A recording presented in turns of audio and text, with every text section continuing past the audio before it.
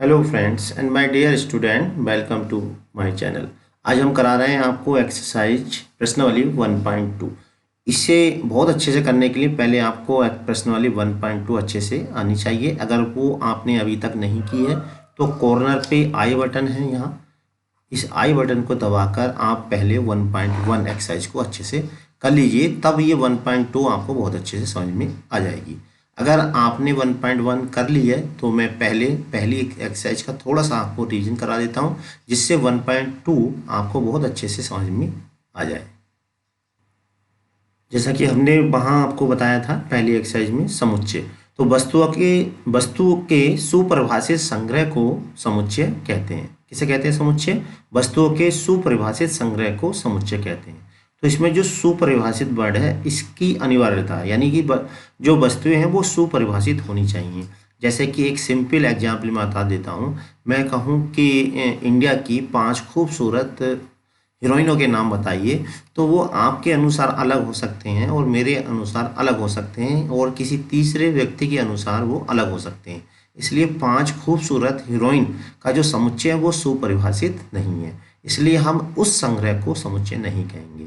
इसके विपरीत अगर हम कहें कि आपके क्लास में जो बच्चे हैं उनका संग्रह जो है वो सुपरिभाषित है या नहीं है, तो अगर आपके क्लास में जो बच्चे हैं, अगर आपसे पूछेंगे तब भी आप कहेंगे कि मेरी क्लास में 30 बच्चे हैं।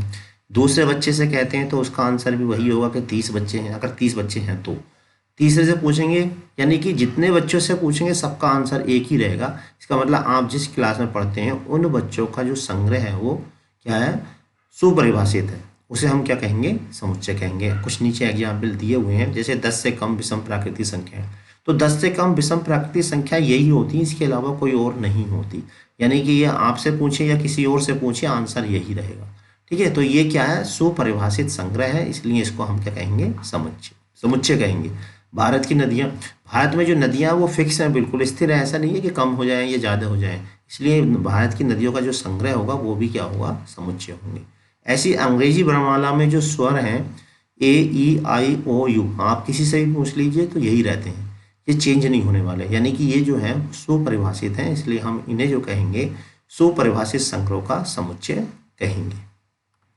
इसके बाद हमने बताया था समुच्चय को निरूपित करने की विधियां। तो समुच्चय को निरूपित करने की 2 विधियां हमने बताई थी, 1 और 2। पहली विधि थी रोस्टर या सारणी या सूची विधि। ये 3 नेम में से आप कोई से भी नाम से बुला सकते हैं। ठीक है, इसमें क्या है? इसको हम मजला ब्रैकेट या इसको हम अंग्रेजी में कर्ली ब्रैकेट के द्वारा लिखते हैं, और जो तत्व होते हैं उनको कोमा लगा के प्रदर्शित करते हैं ऐसे।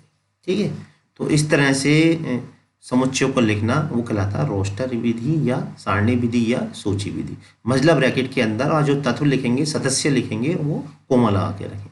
ठीक है, दूसरी हमने बताई थी गुण या समुच्चय निर्माण विधि। तो गुण विधि में क्या है? हम ये मजला ब्रैकेट तो लगाते ही हैं और साथ में यहाँ पे एक्स या वाई जो भी आपको अच्छा लगता है, और फिर यहाँ पे लगाते हैं, ये चिन्ह होता कोलन का, और यहाँ पे इसका गुण लिख देते हैं। ठीक है, गुण क्या मतलब? जैसे मान ली प्राकृतिक संख्याओं का समुच्चय है तो यहाँ लिख देंगे एक्स प्राकृतिक संख्या, एक्स प्राकृतिक संख्या, एक्स इसका प्राकृतिक संख्या, तो इसका जो भी गुण होगा आप यहाँ पर लिख देंगे। ठीक है, तो ये जो विधि कहलाती है गुण विधि या समुच्चय निर्माण विधि कहलाती है। मजला ब्रैकेट लगाएंगे यानी कर्ली ब्रैकेट लगाएंगे, फिर एक्स लिखेंगे और फिर यहाँ पे कोलन या इसे सब्सट्रैक्ट में लिखेंगे और फिर यहाँ पे इसका आप गुण लिख दीजिए। तो ये विधि जो कहलाती है गुण या समुच्चय निर्माण विधि कहलाती है। तो चलिए अब हम करते हैं एक्सरसाइज 1.2 स्टार्ट। उसके लिए कुछ बेसिक चीज़ें हैं वो भी आपको पता होनी चाहिए, तो पहले हम कुछ बेसिक चीज़ें उसकी क्लियर कर देते हैं, जिससे एक्सरसाइज 1.2 आपको बिल्कुल क्लियर हो जाए। अब देखिए इसके बाद है रिक्त समुच्चय। तो रिक्त समुच्चय को समझने के लिए पहले एक एग्जाम्पल यहाँ पे दिया हुआ, आप इसको ध्यान से पढ़ सकते हैं और मैं इसको आपको समझाने का प्रयास करता हूँ। देखिए रिक्त समुच्चय समझने के लिए एक एग्जाम्पल है, जैसे आपसे पूछा जाए कि आपकी क्लास में कितने विद्यार्थी हैं, तो आप काउंटिंग करके आराम से बता दोगे कि हमारी क्लास में इतने विद्यार्थी हैं। ठीक है, इसके विपरीत अगर आपसे कहा जाए कि आपकी क्लास में ऐसे कितने विद्यार्थी हैं जो 10th में भी पढ़ते हैं और फर्स्ट ईयर में भी पढ़ते हैं, तो आप किसी भी विद्यार्थी से पूछेंगे तो कोई भी विद्यार्थी सटीक जवाब नहीं दे पाएगा। क्यों? क्योंकि ऐसा संभव नहीं है कि एक विद्यार्थी 10th में भी पढ़ ले और फर्स्ट ईयर में पढ़ ले। तो इसका मतलब वो जो समुच्चय होगा जिसमें क्लास में 10th का भी है विद्यार्थी है, ऐसा विद्यार्थी जो 10th में भी पढ़ रहा है और फर्स्ट ईयर में भी पढ़ रहा है, तो वो जो हो जाएगा रिक्त हो जाएगा। और जबकि अगर हम ये कहते हैं कि आपके क्लास में कितने विद्यार्थी हैं तो आप काउंटिंग करके बता दोगे, तो ये जो समुच्चय होगा वो रिक्त समुच्चय नहीं होगा। तो यहीं से इसकी डेफिनेशन क्लियर हो जाती है। तो यहाँ से डेफिनेशन ये बनती है कि एक समुच्चय में एक भी अवयव नहीं होता, यानी कि एक समुच्चय जिसमें एक भी अवयव नहीं होता उसे हम रिक्त समुच्चय कहते हैं। किसे कहते हैं? ऐसा समुच्चय जिसमें एक भी अवयव ना हो, या शून्य समुच्चय कहते हैं। ठीक है, रिक्त समुच्चय या शून्य समुच्चय कहते हैं। और इस परिभाषा के अनुसार बी क्या है? एक रिक्त समुच्चय। अभी जो हमने एग्जाम्पल दिया था दूसरा वाला, वो एक रिक्त समुच्चय है, और जो पहला वाला था वो एक रिक्त समुच्चय नहीं है। और रिक्त समुच्चय को हम जो है फाई से या इस मजला ब्रैकेट से प्रदर्शित करते हैं। देखिए कुछ उदाहरण नीचे दिए गए हैं जिससे आपको एक रिक्त समुच्चय बिल्कुल क्लियर हो जाए। जैसे अब देखिए ये जो लिखा हुआ है ये गुण विधि में लिखा हुआ है। गुण विधि आपने पहले एक्सरसाइज में पढ़ी है। तो इसमें क्या लिखा? एक्स। एक्स यहाँ पर कोलन है, एक्स की जो वैल्यू 1 और 2 के बीच में। एक्स क्या है? एक प्राकृतिक संख्या है। तो क्या 1 और 2 के बीच में कोई प्राकृतिक संख्या होती है? तो आपका जवाब क्या होगा कि 1 और 2 के बीच में कोई प्राकृतिक संख्या नहीं होती है। तो इसका मतलब ये जो समुच्चय हो गया वो कैसा समुच्चय हो गया? रिक्त समुच्चय हो गया, क्योंकि 1 और 2 के बीच में कोई भी प्राकृतिक संख्या नहीं होती है। और एग्जाम्पल ले लेते हैं। देखिए ये एग्जाम्पल भी है, यहाँ से आप समझने के प्रयास करें। क्या लिखा है कि x square minus 2 is equal to 0।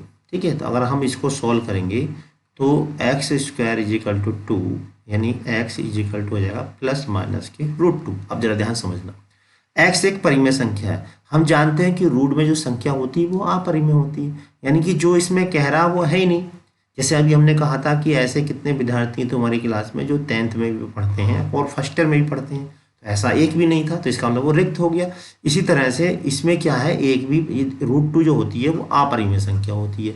अब ये कह रहा है कि परिमेय है, तो इसका मतलब ऐसा तो कोई भी नहीं है, तो इसका मतलब ये कैसा हो गया? रिक्त समुच्चय हो गया। ठीक है, अब यहाँ पे देखिए दूसरा एक एग्जाम्पल और दे रखा है, एक्स संख्या 2 से अधिक समअभाज्य संख्या। तो हम आपको बता दें समअभाज्य संख्या केवल और केवल एक ही होती है, वो होती है 2। अब इसमें क्या कह रहा है? संख्या 2 से अधिक एक समअभाज्य संख्या।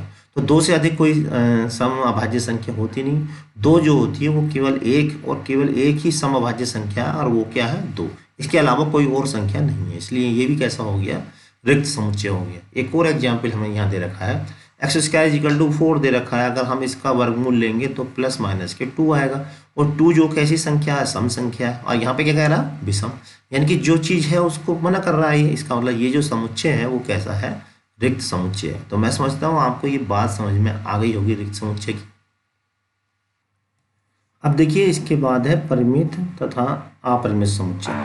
तो ऐसे समुच्चय जिसमें हम अवयवों की संख्या काउंटिंग कर सके, यानी कि हम उसके अंदर एलिमेंट को काउंट कर सकें, तो उसे हम परिमित समुच्चय कहते हैं। और ऐसा समुच्चय जिसमें हम अवयवों की काउंटिंग ना कर सकें उसे हम अपरिमित समुच्चय कहते हैं। या यूँ कहें कि जो समुच्चय परिमित ना हो उसे हम अपरिमित समुच्चय कहते हैं। अब देखिए एक बात और बता दें, अगर बहुत सारी संख्या है, यानी कि इतनी संख्या है बहुत ज़्यादा है, लेकिन उनकी गिनती पॉसिबल हो, तो हम उसे परिमिति कहेंगे। जैसे यहाँ पे 3 एग्जाम्पल दे रखे हैं। देखिए हम इसके अंदर एलिमेंट बड़े आराम से गिन सकते हैं, 1 2 3 4 5, यानी कि इसके अंदर जो 5 एलिमेंट है, इसका मतलब हम इसको गिन पा रहे हैं, तो ये कैसा हो गया? परिमित समुच्चय हो गया। ऐसे यहाँ पे देखिए ये कितने एलिमेंट है, इसके अंदर 6 एलिमेंट है, और इनको भी 1 2 3 4 5 6 है बी के अंदर, A B C D E। अब देखिए यहाँ पे क्या है, एक बात और ध्यान देंगे, A B C D E G 6 element है। यहाँ इसको मैं ठीक कर देता हूँ। तो यहाँ पे जो B है उसमें कितने एलिमेंट हैं? अब देखिए यहाँ पर रिपीट नहीं होना चाहिए, अगर रिपीट हो रहा है तो वो एक ही बार गिनती मानी जाएगी। ठीक है, इसमें 6 एलिमेंट है। अब सी जरा ध्यान देंगे, इस समय विश्व के विभिन्न भागों में रहने वाले पुरुष, तो वही विश्व में कहीं भी रह रहे हैं, लेकिन उनकी संख्या काउंटिंग तो हो सकती है। ऐसी बात नहीं कि उनकी हम संख्या गिन नहीं सकते, तो वो कहीं भी रह रहे हैं लेकिन हम उनकी संख्या को गिन सकते हैं। इसलिए जो सी होगा ये भी कैसा होगा? परिमित समुच्चय होगा। तो जो अपरिमित समुच्चय होता है, जिसे हम कहें कि प्राकृतिक संख्याओं का समुच्चय, तो प्राकृतिक संख्याएं क्या होती हैं? 1 2 3 4, और उसके बाद अगर अपरिमित होती है तो यहाँ पे हम 3 डॉट लगा देते हैं। ठीक है, इस तरह से अगर इस तरह से डॉट लगाते हैं तो इसका मतलब ये है कि उनके अंदर हम संख्या गिन नहीं सकते। तो अब देखिए हम प्राकृतिक संख्या की बात करें तो 1 2 3 4, तो पहली 3 4 है, उसके उसके बाद आगे कितनी संख्या है ये हम गिनती नहीं कर सकते, इसलिए प्राकृतिक संख्याओं का जो समुच्चय होगा वो अपरिमित समुच्चय होगा। ठीक है, और अपरिमित समुच्चय में क्या करते हैं हम, पहले शुरू की 3 या 4 संख्या लिखेंगे और उसके बाद 3 डॉट हम इस तरह से लगा देते हैं। ठीक है, आप देखते हैं नेक्स्ट।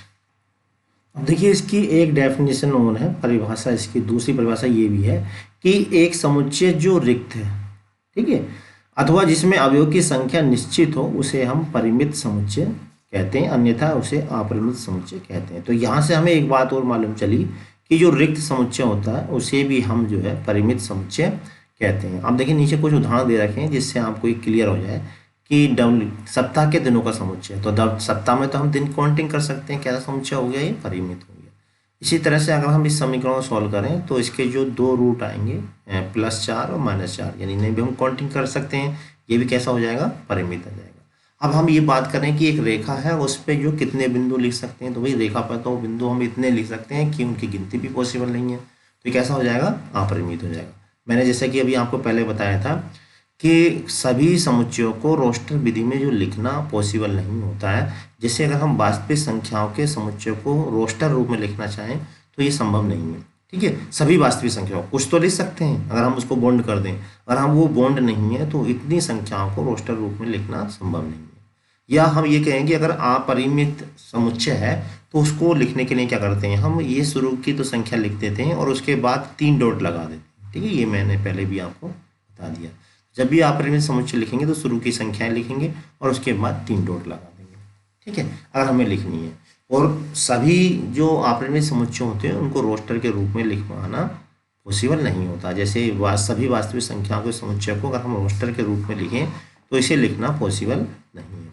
अब यहाँ पे एक बात और खास ध्यान देने वाली है, जैसे ये जो समुच्चय है वो कैसा है, ये अपरिमित, क्योंकि हम इसको देखिए काउंट नहीं कर सकते। 3 डॉट शुरू में लगी है, 3 डॉट एंड में लगी है यहाँ पे, तो ये जो समुच्चय है वो कैसा है, अपरिमित समुच्चय है। और यहाँ पे जो बात मैंने अभी आपको बताई थी, देखिए वो बात यहाँ भी लिखी है, सभी अपरिमित समुच्चय का वर्णन रोस्टर रूप में नहीं किया जा सकता। उदाहरण के लिए वास्तविक संख्या के समुच्चय का वर्णन इस रूप में नहीं किया जा सकता क्योंकि इस समुच्चय का अवयव का कोई विशेष पैटर्न विद्यमान नहीं है, प्रतिमान नहीं है। ठीक है, तो सभी जो अपरिमित समुच्चय होते हैं उनको जो है हम रोस्टर रूप में नहीं ले सकते, ये चीज़ हमने पहले भी आपको बता दी। चलिए अब हम बताते हैं इसके बाद देखिए समान समुच्चय क्या होता है।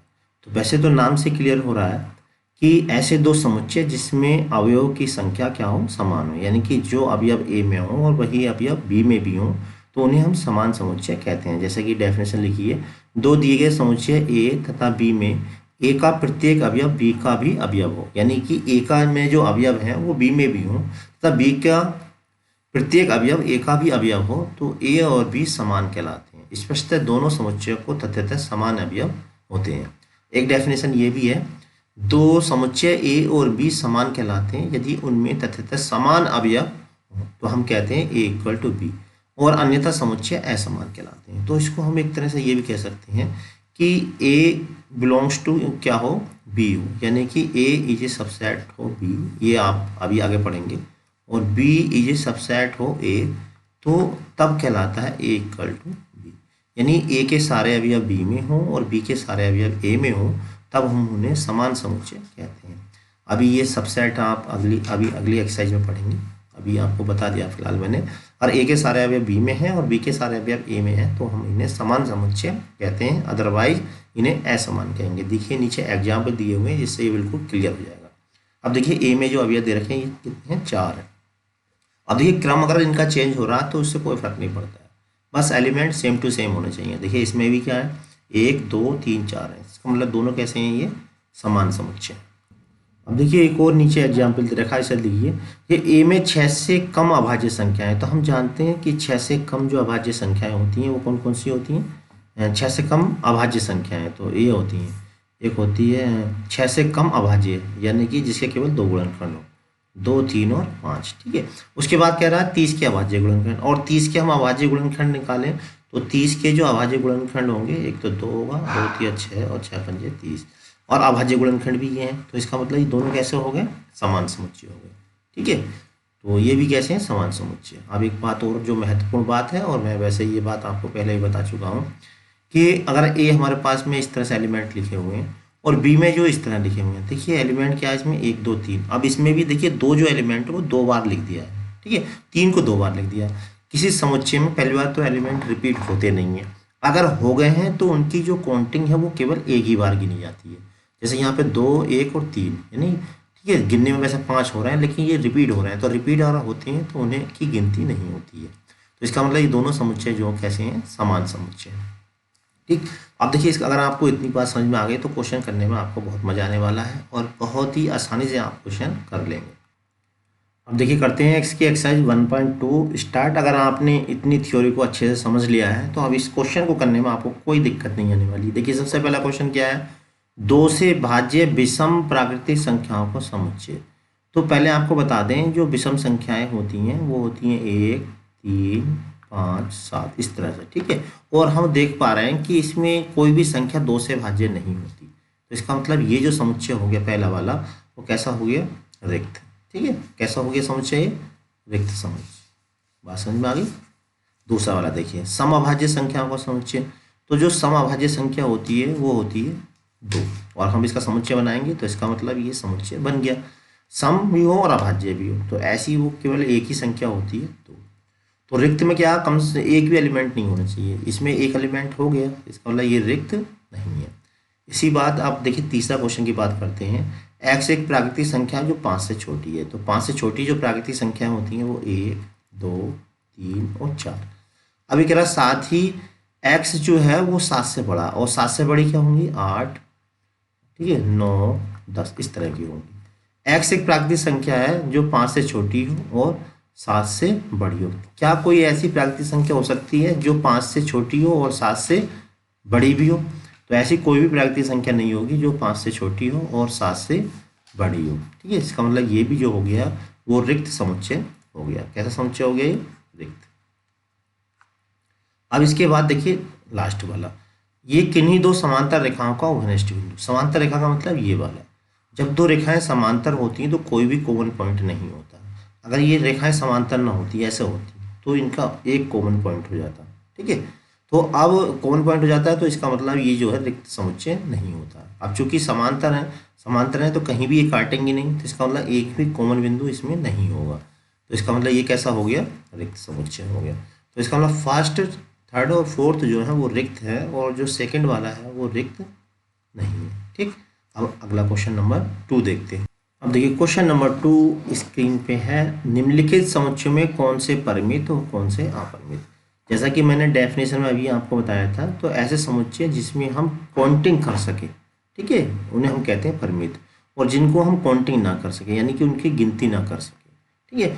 तो संख्या बहुत अगर ज़्यादा है लेकिन हम काउंटिंग कर पा रहे हैं तो हम उसे अपरिमित कहेंगे। जैसे हम कहें कि भारत में रहने वाले मनुष्यों का समुच्चय, तो वो परिमित होगा क्योंकि ज़्यादा तो हैं लेकिन हम उनकी गिनती करी जा सकती है, ठीक है, किसी की हेल्प लेके करी जा सकती है, तो उसे हम क्या कहेंगे, परिमित कहेंगे। तो ऐसे ही देखिए यहाँ पे वर्ष के महीनों का समुच्चय, तो आप जानते हैं वर्ष के महीने 12 होते हैं, यानी कि आप बड़े आराम से इनको गिनती कर सकते हैं।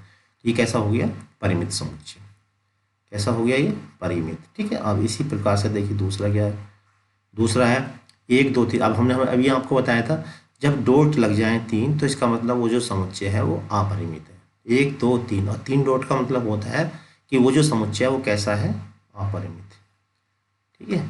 तो देखा आपने, अगर थ्योरी अच्छे से पढ़ ली है तो क्वेश्चन करने में कोई भी प्रॉब्लम नहीं आएगी। इसी तरह से देखिए ये वाला है 1 2 3। अब जरा ध्यान देना कि अगर 3 डॉट लगे हैं और आगे कुछ लिखा है तो वो परिमित हो जाएगा। जैसे यहाँ पर देखिए 1 2 3 है, फिर डॉट लिखा है, लेकिन लास्ट में लिखें 99 100, यानी कि हम 1 से लेकर 100 तक की गिनती तो हम बड़े आराम से गिनती कर सकते हैं, इसलिए कैसा हो गया ये, परिमित।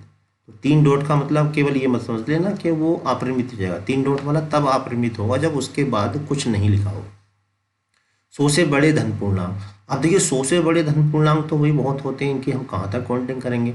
100 से बड़े यानी कि 100 101 और ऐसी 102 और आगे आप लिखते चले जाइए, ठीक है। तो इसका मतलब कैसा हो गया ये, अपरिमित, क्योंकि इनकी गिनती करनी सब पॉसिबल नहीं है, ठीक।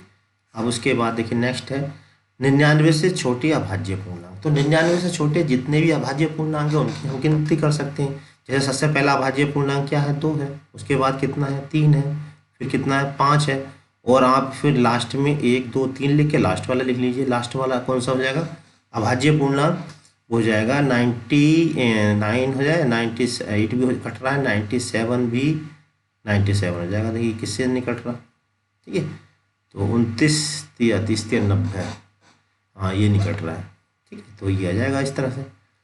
तो इसे भी आप काउंट कर सकते हैं, तो कैसा हो गया ये परिमित। जिसे हम काउंटिंग कर सकते हैं वो परिमित है, जिसकी काउंटिंग नहीं कर सकते वो अपरिमित। अब यहाँ पर देखिए क्वेश्चन नंबर 3 है, इसको देखिए, निम्नलिखित समुच्चयों में से प्रत्येक के लिए बताइए कि कौन परिमित है और कौन अपरिमित है। एक्स अक्ष के समांतर रेखाओं का समुच्चय। अब देखिए अगर एक्स अक्ष ये है, अब इसके समांतर हम रेखाएं कितनी खींच सकते हैं, करोड़ों अरबों खरबों खींच सकते हैं, यानी इनकी हम काउंटिंग नहीं कर सकते। तो ये कैसा हो गया, परिमित समुच्चय। पहला कैसा हो गया, परिमित, समझ में आ रहा होगा आपको। अब देखिए दूसरा है अंग्रेजी वर्णमाला के अक्षरों का समुच्चय। ये तो आपको जानती हैं, काउंटिंग बड़े आराम से कर सकते हो। जब काउंटिंग कर सकते हैं तो कैसा हो गया, ये परिमित हो गया, क्योंकि हम इनकी जो काउंटिंग है बड़े आराम से कर सकते हैं।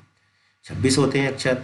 उन संख्या का समुच्चय जो 5 के गुणक है। अब देखिए आपको बता दें 5 के जो गुणक हैं वो सबसे पहले तो 5 ही है, फिर क्या होगा 10 होगा, फिर 15 होगा, और इनकी जो काउंटिंग करना पॉसिबल नहीं है, इसलिए 3 डॉट लगा के हम इसको छोड़ देंगे, ठीक है। जब 3 डॉट लगा के हमने छोड़ दिया तो इसका मतलब क्या है कि ये अपरिमित हो गया। कैसा हो गया, ये अपरिमित, अपरिमित, ठीक। अब देखिए नेक्स्ट वाला है पृथ्वी पर रहने वाले जानवरों का समुच्चय। अभी हमने एक क्वेश्चन आपको करा था पृथ्वी पर रहने वाले मनुष्यों का समुच्चय। अब देखिए पृथ्वी पर रहने वाले जो मनुष्य हैं हम उनकी काउंटिंग हम अकेले नहीं कर सकते, लेकिन हम मदद लेके इनकी काउंटिंग करी जा सकती है। जैसे हमें मालूम है हमारे देश की कितनी जनसंख्या है, तो हम उनकी काउंटिंग कर सकते हैं, तो वो कैसा हो जाएगा, परिमित समुच्चय। इसी प्रकार से पृथ्वी पर कितने जानवर रह रहे हैं उनकी काउंटिंग की जा सकती है, बट उनकी संख्या बहुत ज़्यादा होगी, ठीक है, संख्या बहुत ज़्यादा होगी, लेकिन उनकी काउंटिंग की जा सकती है, इसलिए ये जो समुच्चय हुआ वो कैसा होगा, परिमित होगा। इसमें काफ़ी कंफ्यूज रहते हैं स्टूडेंट, ठीक है। कुछ स्टूडेंट इसे अपरिमित लिख देते हैं, तो अपरिमित नहीं भाई, ये परिमित ही होगा, क्योंकि इनकी संख्या जो है बहुत ज़्यादा है, लेकिन वो काउंटेबल है। मूल बिंदु 0 से होकर जाने वाले वृत्तों का समुच्चय, तो ये जो होगा वो अपरिमित होगा। देखिए कैसे होगा, मैं ये भी बता देता हूँ, अपरिमित, ठीक है। अब ये अपरिमित कैसे हुआ, अब देखिए मूल बिंदु क्या होता है, यहाँ पे होता है, ठीक है, ऐसे से, तो इससे हो गया आप ऐसा जो है बहुत सारे व्रत खींच सकते हो, असंख्य है, इधर को खींच लो आप, या तो मूल बिंदु से रहें, तो इस तरह से आप जो है मूल बिंदु से होते हुए मतलब कितने ही व्रत की, बस इनकी रेडियस बढ़ाते चले जाइए, आपको करोड़ों और वो इतने व्रत खींच सकते हैं कि इनकी काउंटिंग करना पॉसिबल नहीं है। तो इसका मतलब कैसा हो गया, ये अपरिमित समुच्चय। अब हम देखते हैं क्वेश्चन नंबर 4। अब देखिए क्वेश्चन नंबर 4 आपके सामने है, निम्नलिखित में बतलाइए कि ए बराबर बी अथवा नहीं। तो जैसा कि हमने बताया था ए बराबर बी का मतलब समान समुच्चय। तो दो समुच्चय समान तब होते हैं जब ए के सभी अवयव बी में हो और बी के सारे अवयव ए में हो।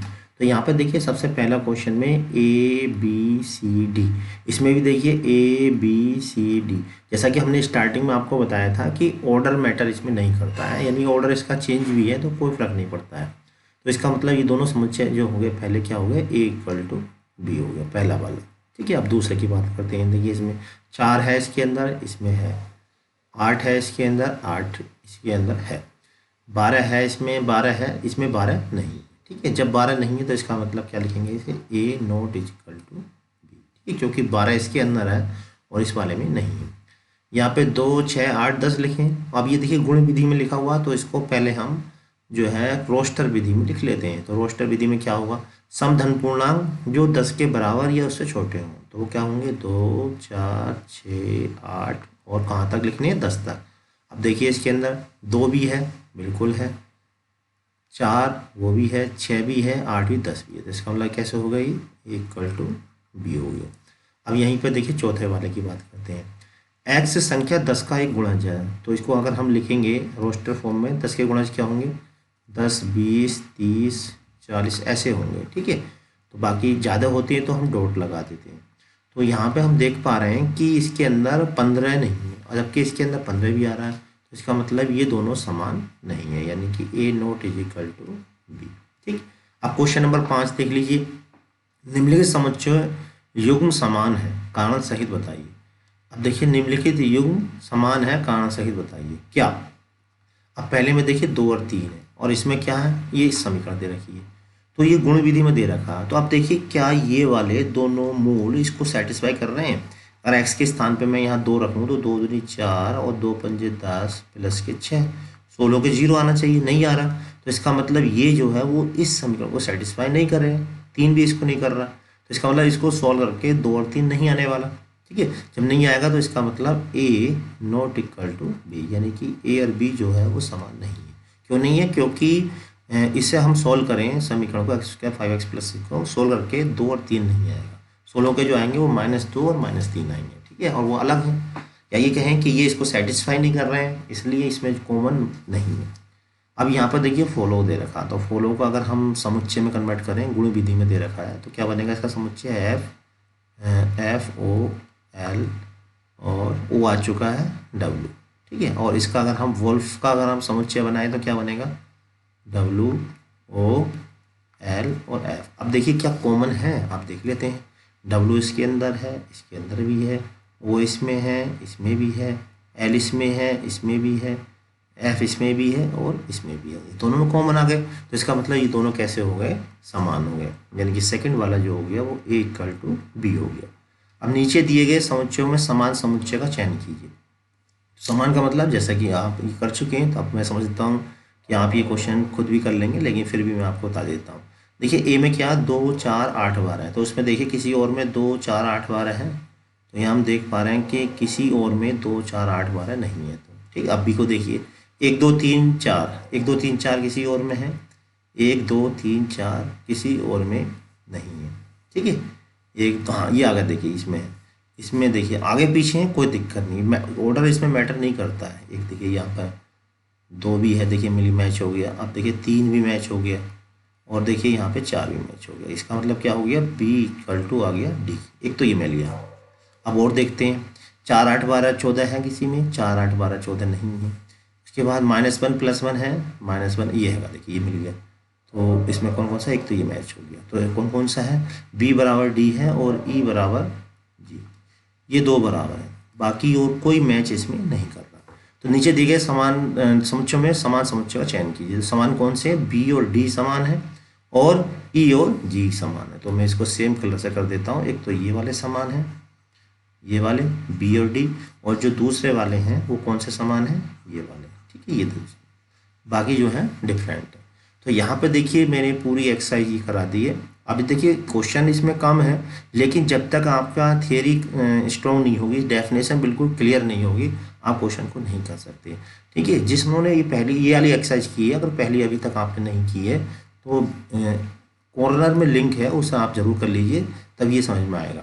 तो सेट को थ्योरी को समझने के लिए इसमें बिल्कुल जो डेफिनेशन है उनको बहुत अच्छे से क्लियर होना बहुत ज़रूरी है, तभी आपके क्वेश्चन समझ में आ जाएंगे। अगर आप अगली एक्सरसाइज करने की सोच रहे हैं तो पहली 2 एक्सरसाइज को आप बहुत अच्छे से प्रैक्टिस कर लीजिए, तभी आपको तीसरी एक्सरसाइज बहुत अच्छे से समझ में आएगी। अगली वीडियो तक के लिए आप हमारे चैनल पर बने रहें, तब तक के लिए जय हिंद, जय भारत।